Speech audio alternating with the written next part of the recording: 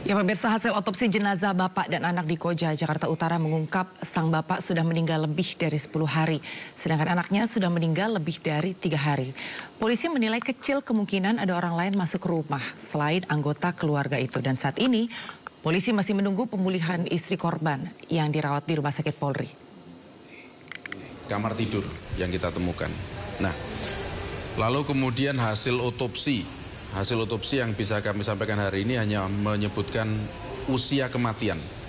Usia kematian dari korban bapak-bapak tadi adalah usia kematiannya sekitar 10 hari ke atas.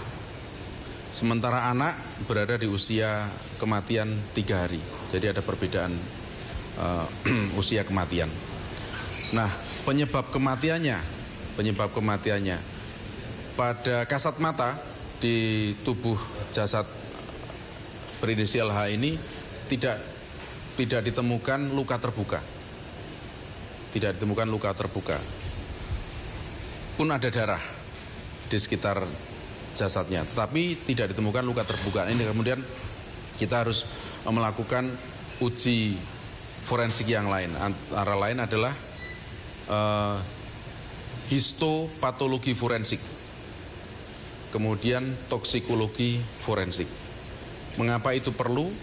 Karena memang di penelusuran jejak gadget sebelumnya, komunikasi antara H dengan keluarganya ada menyebutkan ada keluhan tentang sakit, ya tentang sakit tenggorokan yang dia keluhkan. Tapi apakah ini kemudian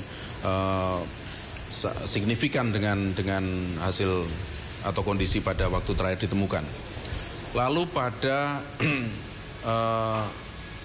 jejak anak yang meninggal dunia, yang usia kematiannya 3 hari, itu yang kita akan lakukan. Kita terus menguji juga, uji jaringan untuk melihat penyebab kematian yang signifikan.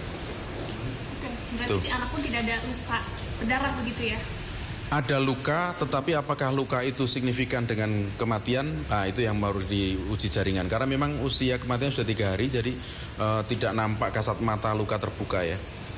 Ada luka di bagian wajah dan di bagian kening. Tapi itu yang harus kita uji forensik berikutnya yang harus untuk menguatkan.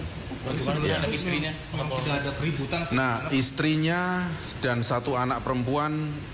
Kalau anak perempuan sudah kembali, istrinya sekarang dirawat di Rumah Sakit Kramat Jati.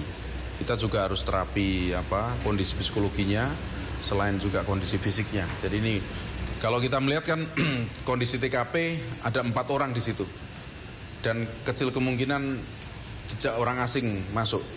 Karena kondisi pintu yang tertutup, kemudian tidak ada jejak secara saintifik. Tetapi ini harus kita pastikan lagi karena memang satu-satunya saksi yang sangat kita harapkan mumpuni adalah istrinya.